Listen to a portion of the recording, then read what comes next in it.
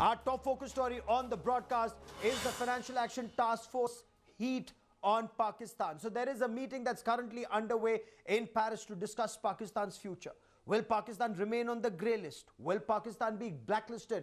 Because the FATF, from what sources tell India today, is very clear. Pakistan still hasn't taken action on some very concrete steps, and despite extended deadlines given to Pakistan. So there were 27 conditions. Pakistan hasn't met at least 6 or 7 major conditions despite getting multiple extensions, and the February 2021 was the final extension that was given to Pakistan.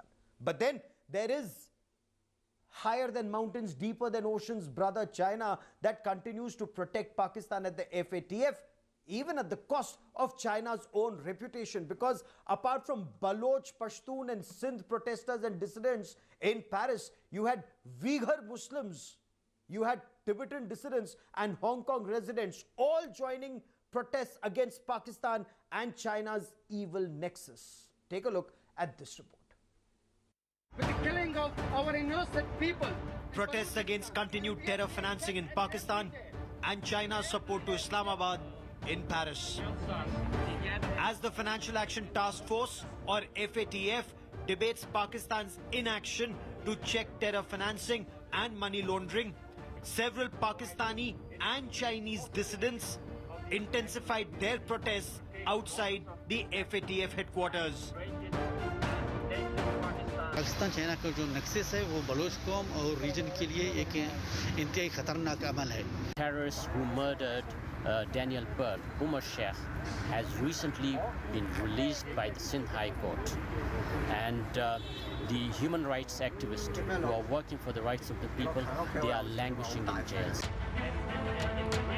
What is unique this time is the fact that Uyghur, Tibet and Hong Kong dissidents have joined protests to highlight continued Chinese support to Pakistan and human rights violations by China in Xinjiang, Tibet and Hong Kong.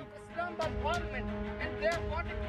now there's a cooperation always between the China and Pakistan, and China is actually using the Pakistani government to borrow money and also to set up their military base there to expand the Chinese imperialism.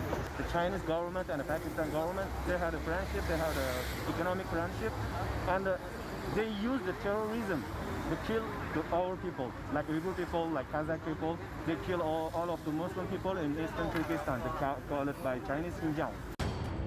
Pakistan was placed on the FATF grey list in February 2018 for failing to take effective action against money laundering and terror financing.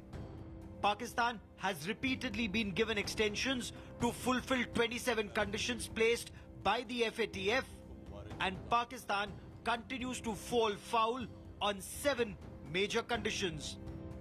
Dissidents have pointed out that in Pakistan, terrorist organizations continue to generate funds. No action has been taken against Talha Saeed of Lashkar-e-Taiba or the Jamaat-ud-Dawa. Pakistan has acquitted Daniel Pearl's killer, Omar Saeed Sheikh, and this shows complicity of Pakistan's ISI and deep state. Nobel laureate Malala Yousafzai was threatened by terrorist Ehsanullah Ehsan. Jamaat-ud-Dawa office Markaz al-Quds continues to generate funds in Lahore. Jaish-e-Mohammed, a designated global terrorist organization, continues to generate funds in Bahawalpur. Double standard अपना रहा है पाकिस्तान, और वो serious नहीं है कि terrorism के against काम करने के लिए, स्पेशली टेररिस्ट फंडिंग और मनी लॉन्ड्रिंग पे. तो मुझे नहीं लगता कि जो पाकिस्तान है ग्रे लिस्ट से निकलेगा. चांसेस हैं कि पाकिस्तान इस फाइनेंशियल एक्शन टास्क फोर्स में भी ग्रे लिस्ट पे रहेगा. Pakistani analysts concede Pakistan will continue on the FATF grey list and may escape the blacklist because of Chinese support. Pakistan has been lobbying to exit the FATF grey list.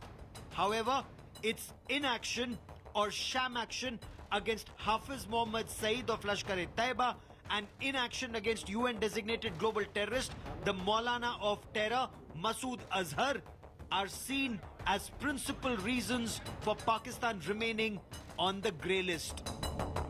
Bureau Report, India Today.